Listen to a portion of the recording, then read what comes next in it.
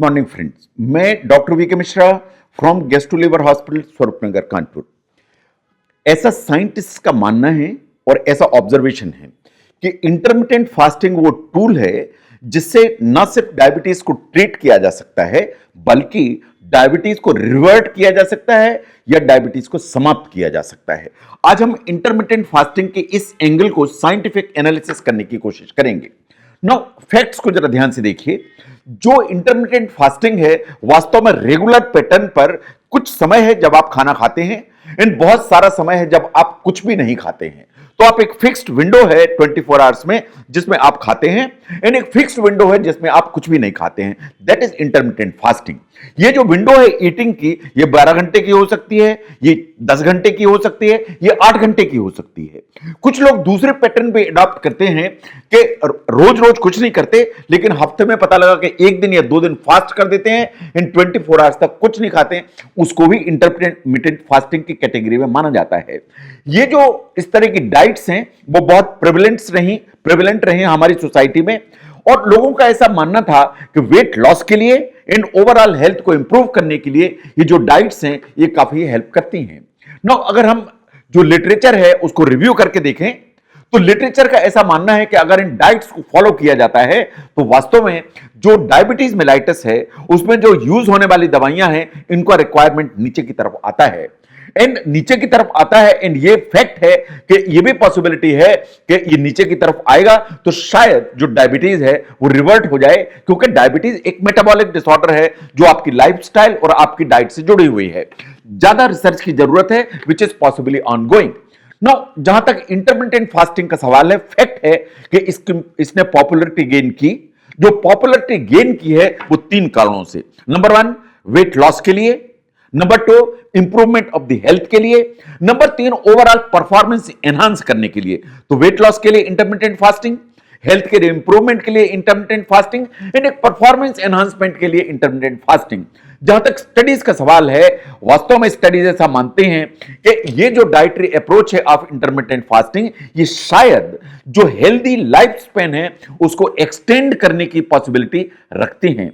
जितनी भी anti ageing diets हैं पहले जो यूज होती थी उनका एकमात्र वो था उद्देश्य कि जितना आप कम खाएंगे, जितना कैलोरी नीचे की तरफ करेंगे, आप अमाउंट जितनी कम करेंगे उतनी ही आपकी एज ज्यादा रहेगी। इसका मतलब है कैलोरी कम इस्तेमाल करिए तो आपकी जो लाइफ स्पैन है ज्यादा रहेगा। That was the fact with all the diets जो पहले प्रिवेल करती थी। नाउ ये दोनों जो डाइट्स हैं उनको ध्यान से देखिए। Number 1 is time restricted intermittent fasting और टाइम रिस्ट्रिक्टेड फीडिंग। जैसा मैंने कहा इसमें 24 घंटे में एक विंडो होगी जिसमें आप खाएंगे, चाहे वो 8 घंटे की विंडो हो, चाहे 10 घंटे की विंडो हो, चाहे 12 घंटे की विंडो हो। और दूसरी विंडो होगी जिसमें आप कुछ भी नहीं खाएंगे, वो भी उतनी होगी। अगर मान लीजिए 24 घंटे हैं और आप 8 घंटे अगर खाते हैं इसका मतलब है कि 16 घंटे की विंडो होगी जिसमें आप कुछ नहीं खाएंगे। या आप 12 घंटे की विंडो में खाते हैं तो 12 घंटे की विंडो होगी जिसमें आप कुछ नहीं खाएंगे। यह है time restricted feeding. Second is the periodic fasting. जो पीरियोडिक फास्टिंग है उसमें रोज आप कुछ नहीं करेंगे, आप जो ना सप्ताह में 1 दिन या 2 दिन ऐसा निकालेंगे जिसमें आप कुछ भी नहीं खाएंगे। से फॉर एग्जांपल आपने मन बना लिया कि मैं मंडे 24 घंटे फास्ट रखूंगा एंड फ्राइडे 24 घंटे फास्ट रखूंगा, तो यह वास्तव में पीरियोडिक फास्टिंग की कैटेगरी में आता है। बाकी दिन आप बराबर नॉर्मल जैसा खाते हैं वैसा खाइए। नाउ डायबिटीज को ध्यान से देखिए और इंसुलिन रेजिस्टेंस को एक बार देखिए। जहां तक डायबिटीज टाइप 2 का सवाल है, करोड़ों लोगों को है दुनिया में, करोड़ों लोग डायबिटीज से सफर करते हैं। अगर हम ओवरऑल देखें तो 7th मोस्ट कॉमन काज है ऑफ द मोर्टेलिटी और डेथ वर्ल्ड वाइड, इतना ज्यादा कॉमन है। एंड जो डायबिटीज है वास्तव में प्रॉब्लम एक ही है कि इसमें ब्लड शुगर ऊपर की तरफ चली जाती है जिसे कहते हैं हाइपरग्लाइसीमिया। जो ब्लड शुगर ऊपर जाती है अगर आप मोटे तौर पर कॉमन सेंस से देखें तो 2 ही कारण हो सकते हैं। नंबर 1 आपकी बॉडी के अंदर जो इंसुलिन बनता है, जो पैनक्रियास बनाता है, उसका सिक्रीशन नीचे आ गया तो नीचे चला गया, इंसुलिन ही बॉडी में आपका एडिक्वेट नहीं है। या दूसरी पॉसिबिलिटी है कि इंसुलिन तो है लेकिन आपकी जो बॉडी की सेल्स हैं वो सेंसिटिव नहीं है उस इंसुलिन के लिए, और उनके लिए सेंसिटिव नहीं है तो इंसुलिन है भी लेकिन जो बॉडी है आपकी वास्तव में उसको यूटिलाइज नहीं कर पा रही। ये जो सेकंड पार्ट है इसे कहते हैं इंसुलिन रेजिस्टेंस। इन जो टाइप 2 डायबिटीज है शायद ये is the most common reason. Now जब इंसुलिन रेजिस्टेंस की हम बात करते हैं तो हम ट्रीट कैसे करते हैं?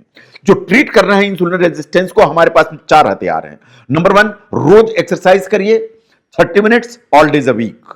एक मॉडरेट वेट मेंटेन करके चलिए, आपको अपने बीएमआई नीचे रखने की जरूरत है। नंबर 3, एक वेल बैलेंस्ड डाइट लेके चलनी है so that you don't gain weight. Plus जो बैलेंस डाइट है उसमें कार्बोहाइड्रेट, प्रोटीन एंड फैट, उनकी जो अमाउंट है वो एडिक्वेट रहे। एंड नंबर 4, आपको मेडिसिन की जरूरत है। तो ये 4 ही हैं जिससे हम इंसुलिन रेजिस्टेंस को या टाइप 2 डायबिटीज मेलाइटिस को ट्रीट करते हैं। नाउ मेडिसिन को ध्यान से देखिए। जो मेडिसिन आप यूज करते हैं, मोस्ट ऑफ द मेडिसिन वास्तव में आपकी बॉडी के अंदर इंसुलिन के लेवल को बढ़ाती हैं। जो इंसुलिन है उसके लेवल को बढ़ाएंगी, और जो इंसुलिन के लेवल को बढ़ाएंगी तो ओवरऑल एक अनइंटेंडेड नेगेटिव जो एक कॉन्सिक्वेंस है वो अपीयर होगा। ये बात बिल्कुल सही है कि ये हाइपरग्लाइसीमिया, बढ़ा हुआ शुगर है, उसको नीचे की तरफ तो करेंगी क्योंकि इनने इंसुलिन के लेवल को बढ़ाया है। लेकिन over a period of time ये जो इंसुलिन का लेवल ऊपर की तरफ है तो ये इंसुलिन रेजिस्टेंस भी ऊपर की तरफ जाएगा। एंड ये पूरी की पूरी जो अप्रोच है ये काउंटर प्रोडक्टिव हो जाती है कि आप मेडिसिन ले रहे हैं, आपका इंसुलिन का लेवल बढ़ रहा है, इंसुलिन का रेजिस्टेंस भी ऊपर बढ़ रहा है। इसलिए आपने ऑब्जर्व किया होगा कि समय के साथ जो मेडिसिन आप यूज करते हैं उनकी अमाउंट, उनका नंबर बढ़ता चला जाता है। अभी 1 गोली से काम चलता था, आप 2 चाहिए। अभी 1 साल से काम चलता था, आप 2 चाहिए। And over a period of time आपको जो मेडिसिन का रिक्वायरमेंट है वो ऊपर की तरफ जाता है। नाउ और भी प्रॉब्लम्स हैं जो मेडिसिन के साथ में आती हैं, एंड मेजरली 3 हैं, उनको देखिए। नंबर 1, जो ये मेडिसिन लेते हैं डायबिटिक्स, वो वेट गेन करने की एक टेंडेंसी होती है, क्योंकि इंसुलिन रेजिस्टेंस बढ़ता है तो वेट बढ़ेगा। Number 1। Number 2, in these patients वास्तव में एक हार्मोन होता है जिसे लेप्टिन कहते हैं। जो लेप्टिन है, लेप्टिन का जो लेवल है वो ऊपर की तरफ चला जाता है। जो लेप्टिन है वही वास्तव में सेटाइटी देता है, तो इसका जो लेवल है ऊपर की तरफ जाता है। साइंटिफिकली ऐसा माना जाता है कि शायद आपके बॉडी में लेप्टिन के लिए भी रेजिस्टेंस डेवलप हो रहा है। तो इंसुलिन का रेजिस्टेंस आया, लेप्टिन का रेजिस्टेंस आया। इसके साथ ही जो एडिपोनेक्टिन एक हार्मोन होता है उसका जो लेवल है वो कम हो जाता है। जो एडिपोनेक्टिन है वास्तव में ये डायबिटीज को काउंटर करता है और जो इन्फ्लेमेशन है उससे आपको बचाता है, तो इसका लेवल नीचे की तरफ चला गया। तो ये 3 प्रॉब्लम्स खड़ी होती हैं with medication with diabetes mellitus. No, अगर हम ध्यान से देखें कि जो इंटरमिटेंट फास्टिंग है उसको अगर हम कंपेयर करें कैलोरी रेस्ट्रिक्शन से, जैसे आपने ऐसा मन बना लिया कि अगर खाने से ही डायबिटीज गड़बड़ हो रही है तो मैं खाने को ही कम कर देता हूं, मैं बहुत ही कम खाऊंगा, मैं डायबिटीज को मुझे ठीक करना है तो मैं बिल्कुल अपना खाना 1/4 कर लूंगा, खाना ही नहीं खाऊंगा। ये सीवियर जो कैलोरी रिस्ट्रिक्शन है इसकी अपनी प्रॉब्लम्स हैं। ये बात बिल्कुल सही है कि आपने कैलोरी रिस्ट्रिक्ट की तो over a period of time आपका वजन कम होगा।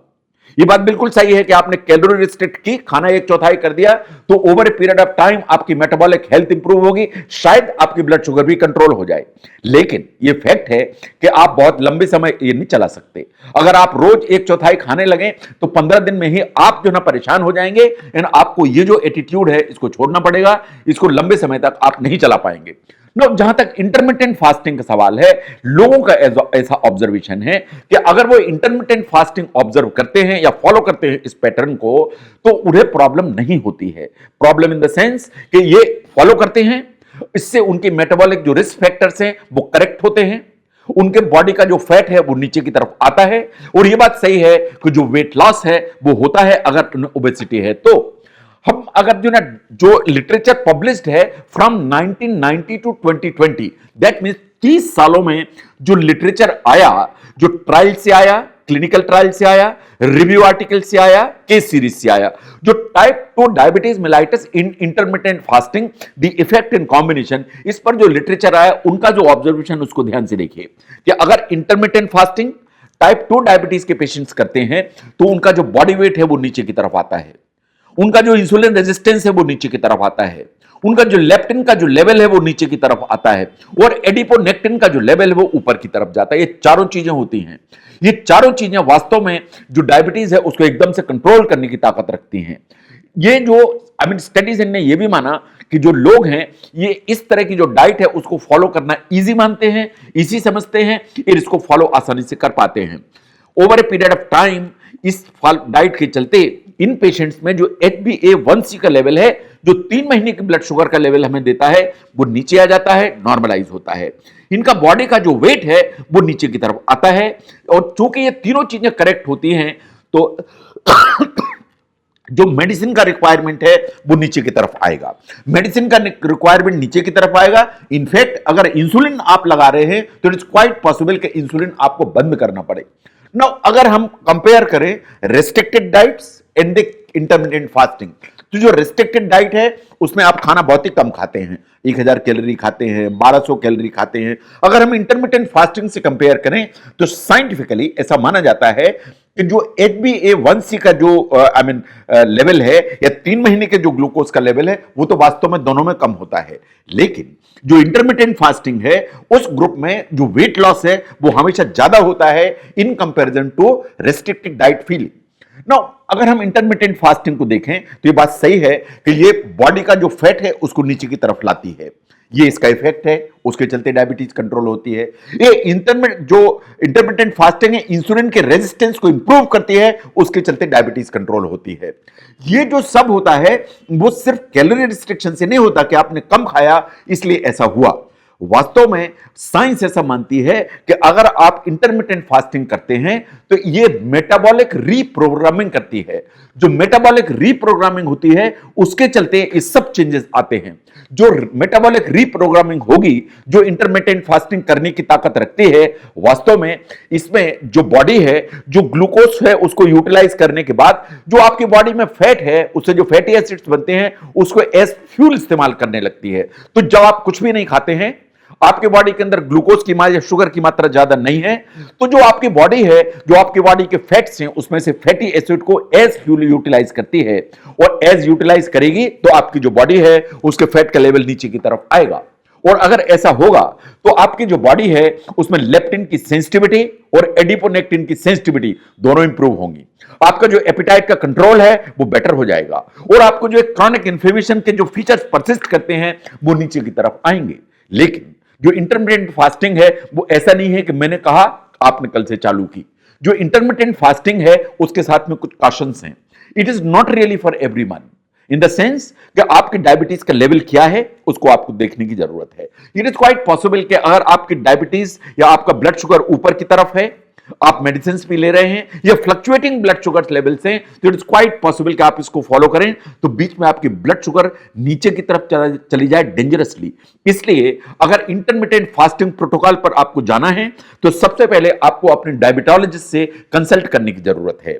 यह बात सही है कि इंटरमिटेंट फास्टिंग डायबिटीज को खत्म करेगी या नहीं करेगी, ये जो एविडेंस है आज की तारीख में सबसे ज्यादा एनिमल स्टडीज से है।